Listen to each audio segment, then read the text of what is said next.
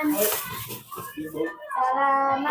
Assalamualaikum warahmatullahi wabarakatuh. Waalaikumsalam warahmatullahi wabarakatuh. Boleh duduk.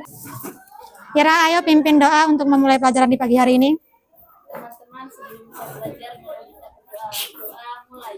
Bismillahirrahmanirrahim. Bagaimana kabarnya hari ini? Alhamdulillah. Luar biasa, Allahu Akbar. Alhamdulillah semuanya semangat ya. Ya, Bu. Coba Bu Guru absen dulu.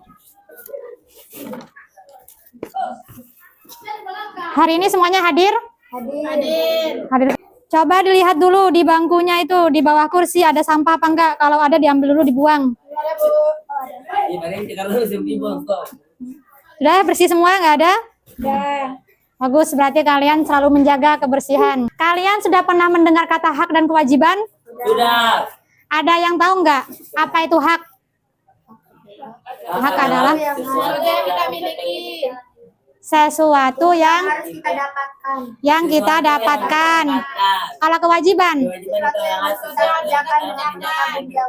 Ah, benar sekali. Sesuatu atau kewajiban, tanggung jawab yang harus kita lakukan dengan sungguh-sungguh.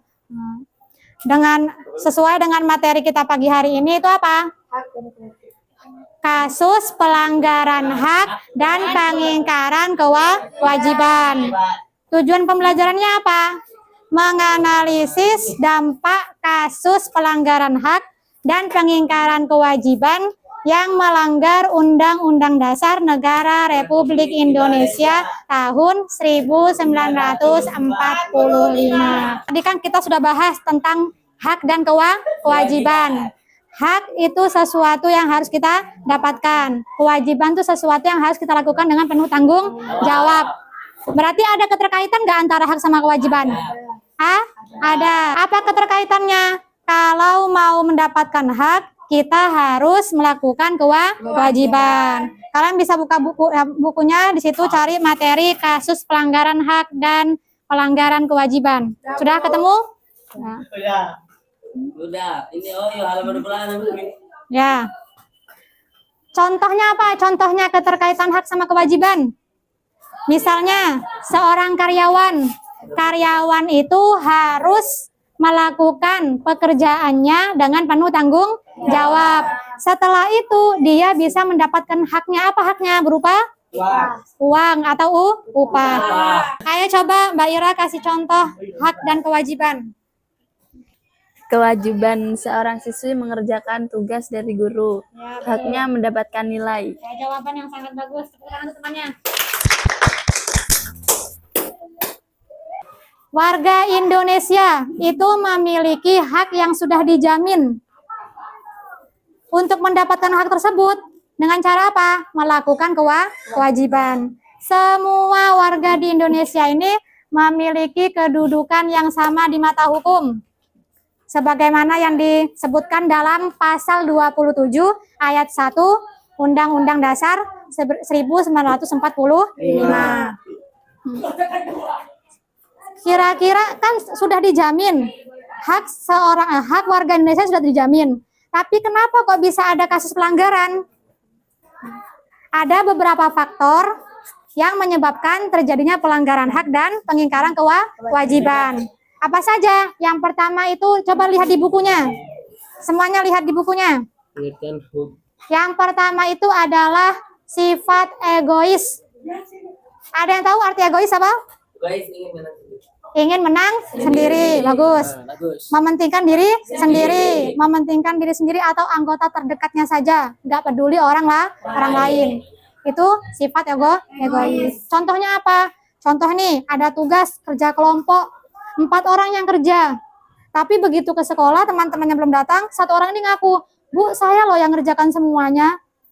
Supaya apa? Supaya dia dapat nilai yang tertinggi. Dia nggak mikir temannya dapat nilai yang lain. Ya, dia nggak peduli teman lain dapat nilai tinggi atau tidak. Di situ ada dasar.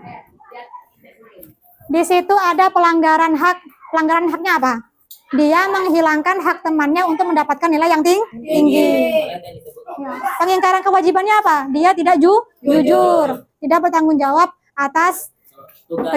kejujurannya dalam mengerjakan tugas itu. Kemudian lihat lagi di bukunya, yang kedua apa? Kurangnya kesadaran atau sikap toleransi, tidak saling menghormati. Contohnya apa? Contohnya kalian punya teman beda agama. Tapi kan di sini tidak ada kan? Kalian cara bertemannya beda. Kalau yang sama-sama agamanya baik, sama yang beda agama nggak baik. Hanya sama kamu banyak yang gila. Di situ terdapat pelanggaran hak dan pengingkaran kewajiban. Apa pelanggaran haknya? Menghilangkan hak berteman, saling menghormati teman. Nah, biasanya dia dapat perlakuan yang baik dari semua orang, haknya hilang gara-gara perlakuan tadi yang kurang sikap toleransi. Terus gitu pengingkaran kewajiban.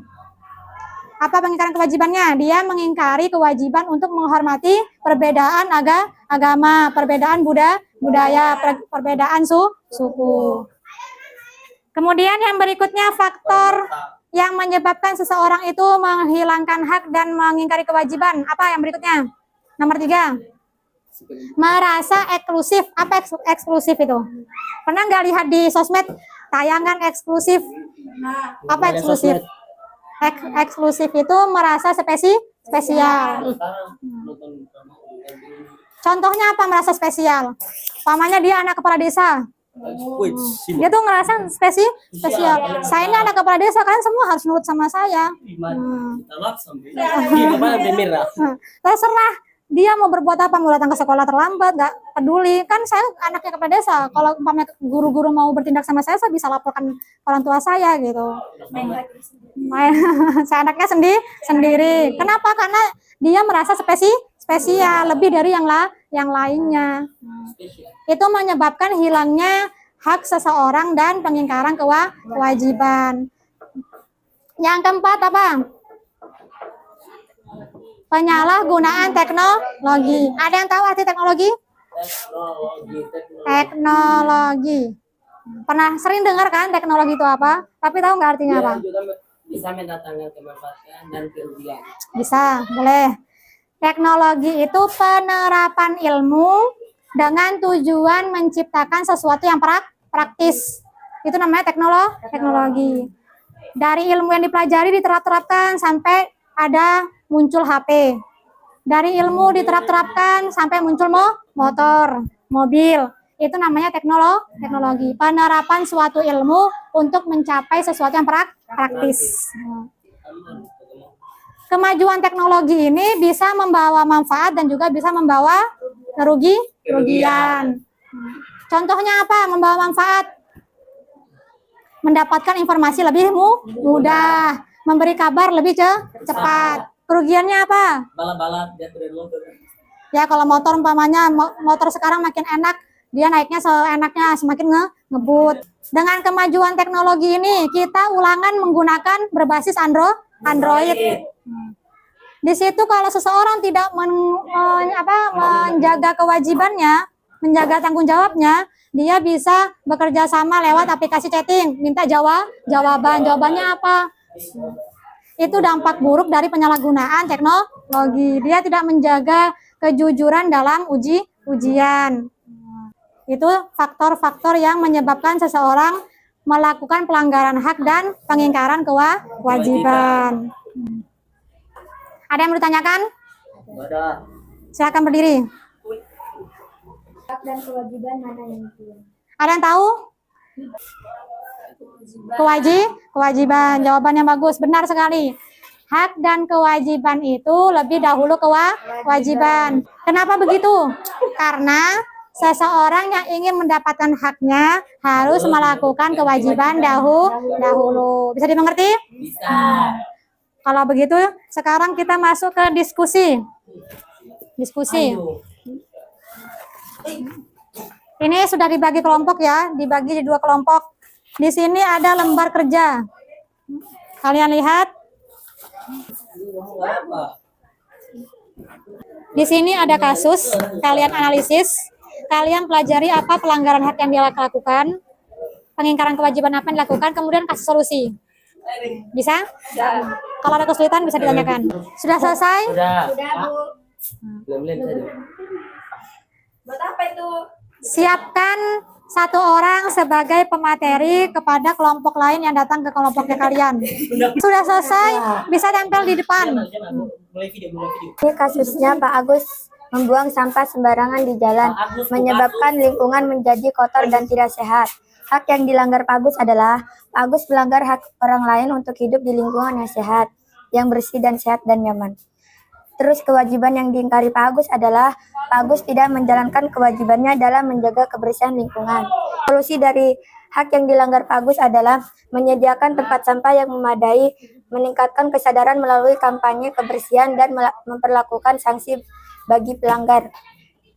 Hasil diskusi sudah bagus, saran saya tinggal tambahkan undang-undang yang berkaitan. Terima kasih atas penilaian dan sarannya. Saya ucapkan terima kasih. Ini hasil dari kelompok diskusi kami. Pak Amir memutar musik dengan volume sangat keras hingga larut malam, mengganggu ketenangan tetangga. Pelanggaran hak Pak Amir, tindakan Pak Amir melanggar hak orang lain untuk hidup dengan tenang dan nyaman. Egoisme terlihat keren, perlakuan lebih, mementingkan kesenangannya tanpa memikir dampaknya bagi orang lain. Pengingkaran kewajiban Pak Amir tidak menjalankan kewajiban untuk menciptakan sesuatu bermasyarakat yang tenang. Solusi dari Pak Amir, edukasi tentang pentingnya menjaga ketenangan lingkungan, penerapan aturan waktu untuk membatasi kebiasaan, dan mediasi dengan pelaku untuk menyelesaikan masalah secara damai. Hasil diskusi kelompok 2 sudah bagus. Saran saya lebih tegas dan percaya diri. Terima kasih atas saran dan penilaiannya. Sudah bagus ya hasil diskusi dari kalian, dari tiap kelompok.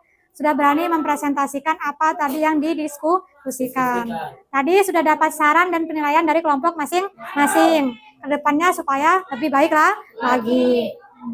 Jadi tadi itu ada beberapa kasus yang menggambarkan adanya pelanggaran hak dan pengingkaran kewajiban. Kemudian di sini ada lembar kerja antar teman bangku. Kalian coba diskusikan bersama teman bangkunya. Setelah itu nanti kita bahas bersama-sama. Sudah bisa dianalisis? Sudah, Bu. Nah, ya, kalian pelajari baik-baik ya. Assalamualaikum warahmatullahi wabarakatuh. Waalaikumsalam warahmatullahi wabarakatuh. Hari Hikmal. Selanjutnya kami akan mempresentasikan kelompok kami.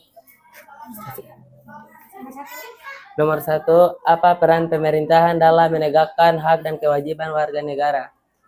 Jawabannya, menyediakan fasilitas untuk memenuhi hak warga negara seperti pendidikan, kesehatan, dan keamanan.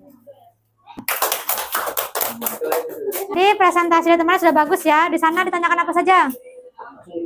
Apa kebijakan pemerintah yang bisa dibentuk untuk memenuhi hak dan kewajiban yang ada di masyarakat. Demikian materi kita hari ini tentang pelanggaran hak dan pengingkaran kewajiban. Kesimpulannya apa? Kesimpulannya yaitu hak dan kewajiban itu saling berkaitan. Keduanya harus berjalan seimbang, selaras seperti kaki kanan dan kaki kiri. Itu contoh dari hak kewajiban. Supaya jalannya imbang, bagaimana kanan kiri sama kayak hak dan kewajiban. Dijalankan harus seimbang. Kenapa? Supaya tidak terjadi adanya pelanggaran hak dan pengingkaran kewajiban. Dengan cara apa? Dengan cara menjauhi sifat egois, menumbuhkan rasa toleransi. Terus yang ketiga, tidak usah merasa eksklusif. Yang keempat, menggunakan teknologi dengan bijak. Coba sekarang kita ice breaking dulu ya. Sebut nama, yang disebut namanya berdiri. Bisa? Coba. Tiara dipanggil Iqbal. Ada buat teman-temannya. Sekarang coba jawab pertanyaan ini. Apa itu hak? Hak itu ialah sesuatu yang harus kita dapatkan. Benar atau salah? Benar. Jawabannya bagus, saya tepuk tangan untuk temannya. Demikian materi kita hari ini, semoga bermanfaat bagi kita semua, bisa diterapkan di kehidupan sehari-hari. Bisa? Bisa. Harus bisa melihat mana hak yang harus dipenuhi dan kewajiban yang harus dilakukan. Teman-teman, sebelum kita mengakhiri pelajaran, mari kita berdoa mulai. Bismillahirrahmanirrahim. Wal asr. Terima kasih. Wassalamualaikum warahmatullahi wabarakatuh. Waalaikumsalam warahmatullahi wabarakatuh.